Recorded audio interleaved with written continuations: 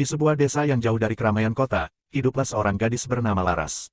Ia cantik, cerdas, namun memiliki hati yang keras. Sejak kecil, Laras selalu merasa bahwa segala sesuatu yang diberikan ibunya adalah hal yang biasa saja, bahkan terkadang dianggapnya tak cukup.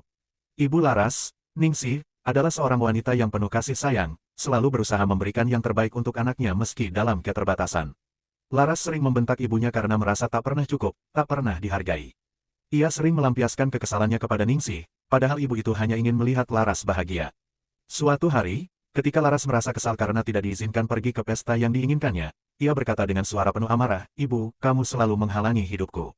Kenapa sih kamu nggak bisa mengerti apa yang aku mau? Semua temanku bisa, kenapa aku harus jadi seperti ini?" Ningsih hanya menatap Laras dengan penuh kesabaran. "Ibu tahu, Nak, betapa pentingnya pesta itu buatmu. Tapi, ada yang lebih penting dari sekadar kesenangan sesaat. Ibu ingin kamu menjadi orang yang bijak, yang tidak hanya mencari kesenangan duniawi, tapi juga yang bisa tahu kapan harus bersyukur." Namun, kata-kata Ningsih hanya membuat Laras semakin marah. Ia meninggalkan rumah, pergi tanpa memberi kabar. Hari demi hari, Laras berlari mengejar dunia yang ia kira penuh kebahagiaan, namun semakin lama ia merasa semakin kosong. Tahun berlalu, dan Laras mulai melihat bahwa hidup di luar rumah tidak seindah yang ia bayangkan. Banyak kekecewaan dan tantangan yang datang, dan ia merasa kesepian. Ia mulai merindukan kasih sayang ibunya yang tak pernah berhenti, meski ia sering kali menyakitinya. Dalam kesendiriannya, Laras memutuskan untuk kembali ke desa, untuk menemui ibunya. Saat Laras tiba di rumah, ia melihat ibunya sedang duduk di teras, tersenyum dengan lembut, meski rambutnya sudah banyak yang memutih. "Ibu," suara Laras tercekat, "maafkan aku, sudah begitu banyak melukai hatimu. Aku tak tahu betapa berharganya kasih sayangmu sampai aku merasakannya sendiri."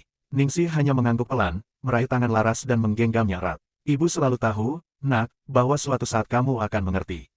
Kasih sayang ibu tidak pernah tergantung pada apa yang kamu lakukan atau tidak lakukan. Ibu selalu ada, bahkan saat kamu tak menyadarinya." Mulai saat itu, Laras berjanji pada dirinya sendiri untuk menjadi lebih baik, untuk lebih menghargai ibunya, yang telah sabar menunggu kepulangannya. Di desa yang sama, ada seorang pemuda bernama Damar. Damar adalah sosok yang rendah hati, rajin, dan selalu siap membantu siapa saja. Dia sudah lama memperhatikan Laras, meskipun Laras tidak pernah memberikan perhatian lebih padanya. Setiap kali Damar bertemu Laras, ia merasa hatinya berdebar, namun Laras hanya melihatnya sebagai teman biasa. Kadang-kadang, Laras bahkan mengabaikannya, sibuk dengan dunia dan keinginannya sendiri. Damar, meskipun hatinya sering terluka, tidak pernah putus asa. Dia terus berusaha mendekati Laras dengan cara yang lembut, tanpa memaksa. Setiap kali Laras membutuhkan bantuan, Damar selalu ada, walau kadang Laras hanya menerima bantuan itu dengan hati yang tak sepenuhnya tulus. Suatu sore, ketika Laras kembali ke desa setelah bertahun-tahun pergi, Damar mendekatinya dengan hati penuh harapan. "Laras," katanya lembut, "aku tahu kamu sudah banyak berubah, tapi aku tetap ingin kamu tahu, aku selalu ada untukmu, kapanpun kamu membutuhkan." Laras menatapnya, merasa sedikit canggung. Terima kasih, Damar. Tapi aku tak bisa, aku hanya ingin fokus pada diriku sendiri dulu." Damar tersenyum, meski hatinya sedikit terluka. "Aku mengerti, tapi kamu tahu, kadang kita tak bisa menjalani hidup sendirian. Aku akan tetap menunggumu, Laras, jika suatu saat kamu berubah pikiran." Namun Laras, meskipun ia menghargai perhatian Damar, tidak merasakan hal yang sama. Dalam benaknya, ia merasa lebih penting untuk mengejar apa yang ia inginkan, dan Damar hanya bagian kecil dari hidup yang tidak ia prioritaskan.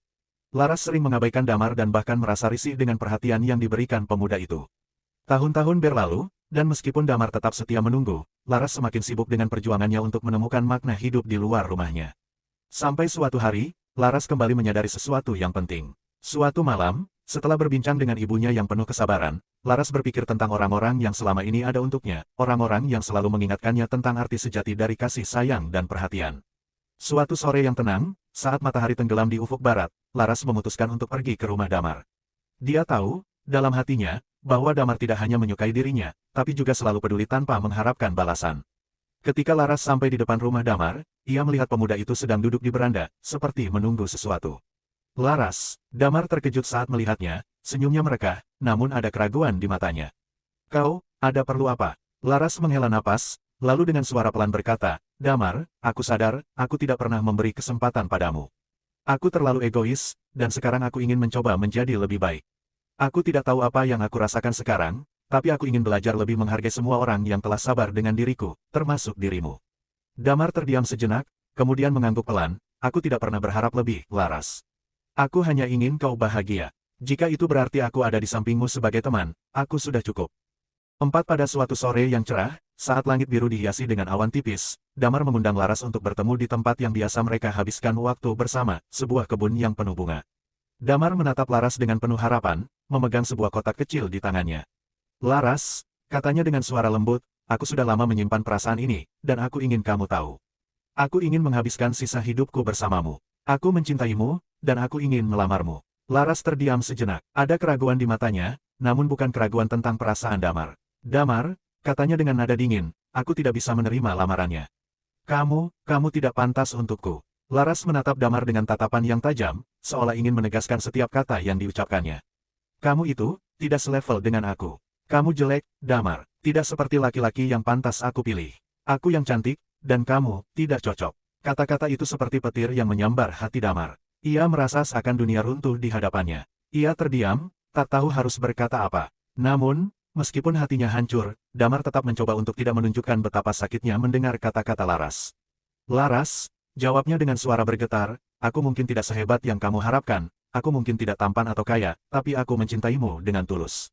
Aku ingin bersamamu karena hati kita saling terhubung, bukan karena penampilan atau status sosial kita. Tapi, jika itu yang kamu inginkan, aku mengerti. Laras hanya menunduk, merasa sedikit bersalah, namun rasa bangganya lebih besar dari penyesalan yang ada. Kamu tidak akan pernah cukup, Damar, katanya dingin, aku lebih pantas dengan pria yang lebih baik darimu. Damar mengangguk pelan, menatap Laras untuk terakhir kali sebelum berbalik dan meninggalkan tempat itu. Langkahnya terasa berat, seperti berjalan di atas awan yang penuh dengan kesedihan. Ia tahu, tidak ada yang bisa mengubah pikiran Laras sekarang. Ia telah memberi segalanya, tetapi tak ada yang bisa menggantikan keinginan dan angan-angan Laras tentang sosok pria yang sesuai dengan gambaran idealnya. Namun, seiring berjalannya waktu, dia mulai merasakan kekosongan. Ia sering melihat Damar, yang tetap menjalani hidupnya dengan tenang dan penuh ketulusan, meskipun hatinya terluka. Terkadang, ia mendengar dari orang-orang bahwa Damar tak pernah menyalahkan siapapun, bahkan dirinya. Laras mulai bertanya-tanya, apakah penampilan dan status yang selama ini dianggap sebagai tolok ukur kebahagiaan benar-benar penting. Ia mulai melihat Damar dari sudut pandang yang berbeda. Damar tidak hanya seorang pria yang sederhana, tetapi juga seseorang yang lebih kuat dari yang ia kira. Ia tak pernah berpura-pura menjadi orang lain, dan mungkin itulah yang sebenarnya Laras butuhkan. Namun, larut dalam kebanggaan dan egonya, Laras tak segera mengakui bahwa dia salah. Hingga suatu hari, Ningsih, ibunya, mengingatkannya. Nak, kecantikan fisik itu sementara, tapi hati yang tulus dan setia itu yang akan menemani kita dalam hidup. Jangan sampai kamu menilai orang hanya dari apa yang tampak di luar. Terkadang, yang sederhana itu jauh lebih berarti. Perlahan, Laras mulai merenung. Ia tahu, cinta itu bukan sekadar penampilan atau kesempurnaan, tetapi tentang ketulusan dan pengertian. Namun, apakah Laras akan mengerti semuanya sebelum terlambat? Hanya waktu yang akan memberi jawabannya. Tak terima dengan perkataan Laras yang membuat Damar sakit hati. Damar mencoba berniat jahat yaitu ingin mengguna-guna Laras. Setelah ditolak dengan begitu keras dan dihina oleh Laras, hati Damar dipenuhi rasa sakit yang mendalam. Ia merasa dihina, dipermalukan, dan diabaikan begitu saja oleh wanita yang selama ini ia cintai dengan tulus. Selama ini, ia menahan semua rasa sakit ini dengan sabar, berusaha untuk tidak menunjukkan betapa dalamnya luka di hatinya. Tapi sekarang, perasaan itu membara begitu hebat, dan dia merasa seolah-olah tidak ada jalan lain untuk melampiaskannya. Damar mulai berubah. Rasa sakit dan kemarahannya berputar menjadi dendam. Dia merasa bahwa jika Laras tak menghargainya, maka Laras harus merasakan apa yang ia rasakan. Ia mulai mendengarkan bisikan-bisikan jahat dalam pikirannya. Jika dia tidak bisa melihat kebaikan dalam diriku, maka aku akan membuatnya menyesal, pikirnya. Dalam kesendiriannya, Damar mencari cara untuk membalas dendam pada Laras. Ia mulai bertemu dengan orang-orang yang menguasai ilmu hitam, yang mampu membuatnya mendapatkan kekuatan untuk mengubah takdir. Di balik sikap rendah hatinya, Damar kini mulai percaya bahwa dengan ilmu gaib, ia bisa membuat Laras merasakan apa yang ia rasakan, rasa sakit, penyesalan, dan kesepian. Suatu malam, Damar pergi ke seorang dukun tua yang terkenal dengan kemampuan supranaturalnya. Dukun itu tinggal di sebuah rumah tua yang terletak di ujung desa, jauh dari keramaian. Damar mendekat, tekadnya sudah bulat. Aku ingin menggunakan ilmu hitam untuk membuat Laras merasakan penderitaan, katanya, dengan suara penuh amarah. Dukun itu menatap Damar dengan tatapan yang dalam dan penuh makna. Kau pasti tahu, kata dukun itu pelan, bahwa jalan ini tak akan pernah membawa kebahagiaan.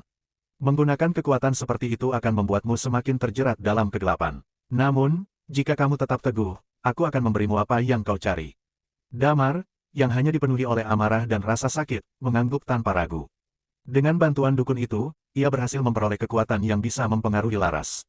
Namun, Saat Damar hendak melakukannya, sebuah perasaan aneh mulai muncul dalam dirinya.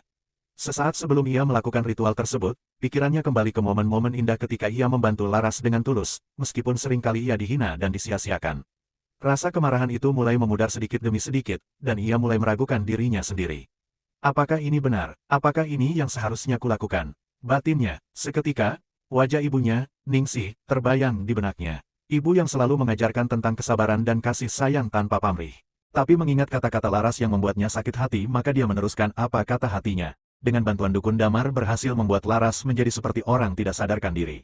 Sementara itu Laras mulai mengalami hal yang sungguh aneh, yang membuat ibunya menjadi takut akan Laras. Ketika habis maghrib Laras mulai menari-nari sambil tertawa seperti kuntilanak. Ia juga menjadi susah tidur, makan pun sangat jarang, hampir 2 hari dia tak makan sehingga badannya pun menjadi kurus.